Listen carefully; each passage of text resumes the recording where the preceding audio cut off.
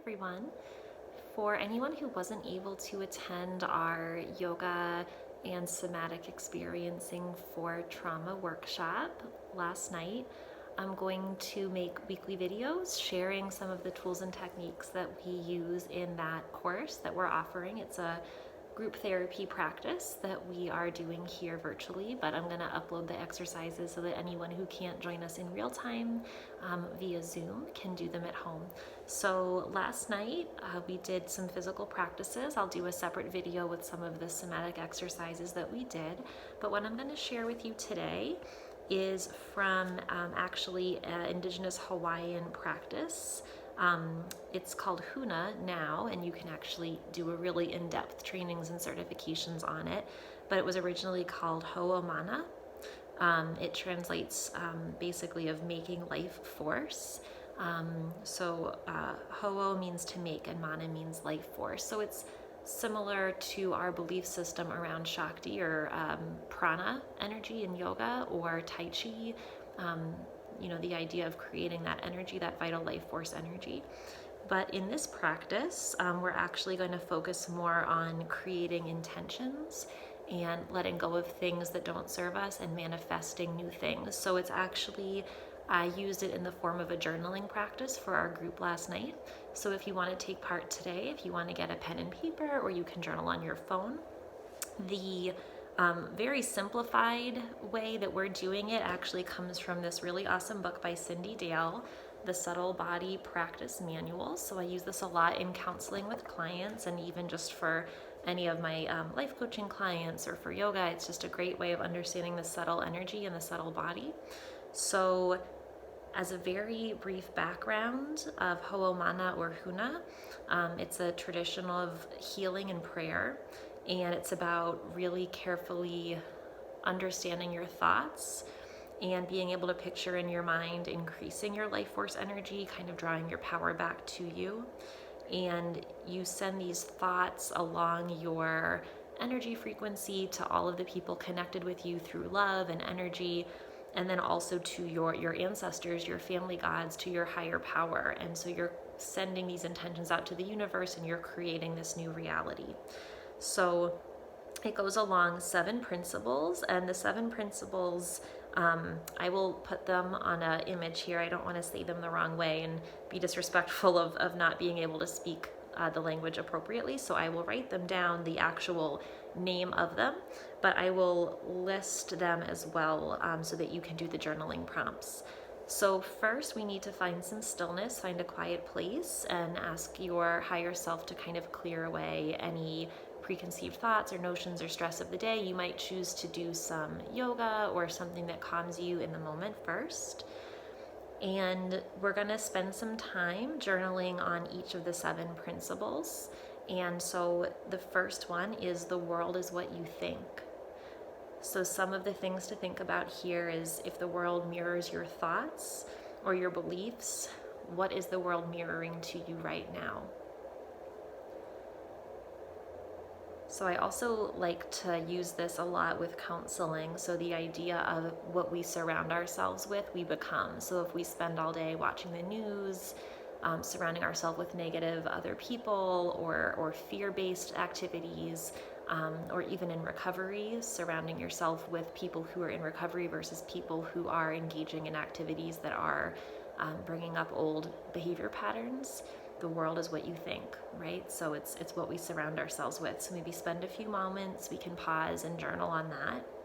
The second principle is there are no limits, everything is possible. So in what areas of life am I experiencing limitation, and what would I like to open up to? So I think especially with anxiety and depression, or just based on trauma, we do tend to limit ourselves. We tend to really not believe that we're capable of things, and so this principle can be very powerful. Maybe even writing this somewhere to remind ourselves every day there are no limits. So spending some time journaling on that. The third principle, energy flows where attention goes. So where am I placing the majority of my attention, and what effect is that having on my energy? So this also goes a lot into psychoneuroimmunology. It goes into the way that our brain works. So neurons that fire together wire together. So if we are constantly setting our intention on certain things, our energy is going there. The rest of our day is going to go in that direction. Our brain is going to become hardwired to focus on the things that we tend to focus on, and all of our life force energy is going to get drawn in that direction too.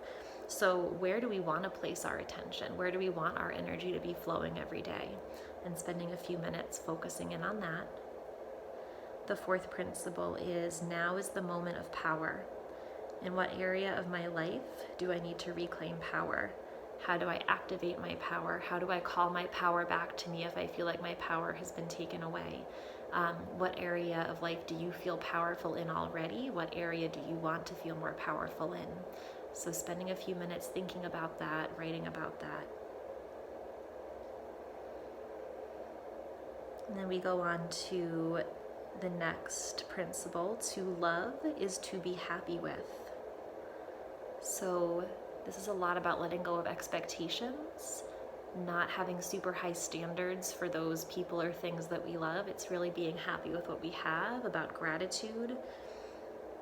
Where do we feel love, gratitude, acceptance? The next principle is, all power comes from within.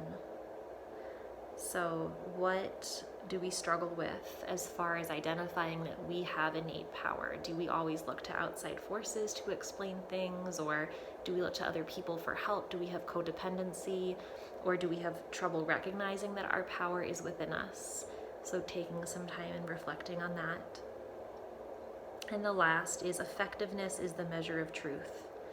So is truth being reflected to us through the areas where we're very effective or ineffective in life? Really, the energy that we're sending out, the things that we're trying to manifest, are we effective with that, or do we feel like we're coming up short? And by following all of these other principles, setting clear intentions, calling in our power, feeling that we have the ability to create and shift life force energy and direct it where it needs to go, we will see direct impacts of that through the effectiveness. Are we seeing that it's coming to fruition? Now, what's interesting is, at the end of this, we want to definitely sit and say a prayer of thanks. We want to make room in our hearts that we're opening up for opportunities that are going to come in from, cultivating this practice.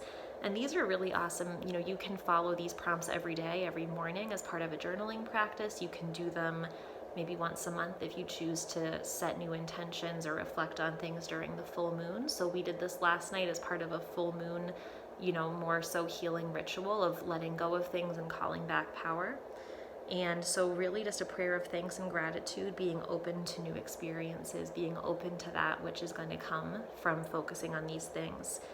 And the other interesting part is, in the indigenous Hawaiian tradition, after doing these practices, they look for signs or signals that this energy was felt through the ancestors in the spirit world by just the appearance of like spirit guides or animals. And so looking for signs in nature that, the work that you're doing, if you get some kind of sign or omen from the natural world, the spiritual world.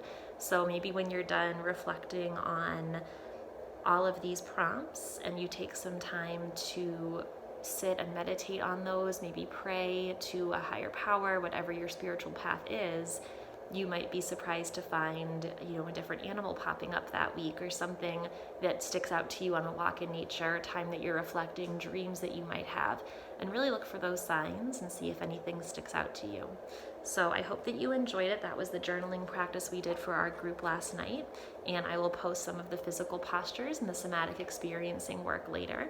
If you have any questions, definitely reach out, and I will post also link below for more in-depth practices and trainings you can do on that specific Hawaiian practice, because like I said, I'm offering a very, very watered down, condensed version of it just because I thought it was super appropriate for manifesting, for releasing trauma, calling back power. It's a really powerful practice, but I want to make sure that I'm also linking to the people who are experts in that. It's an indigenous practice. I in no way understand all of it, so I really want to be open and aware to the fact that I will direct you in different resources to really understand that practice deeper if you're interested. I hope you guys have a wonderful day. Thank you so much for joining me, and I look forward to talking to you more next time. Bye.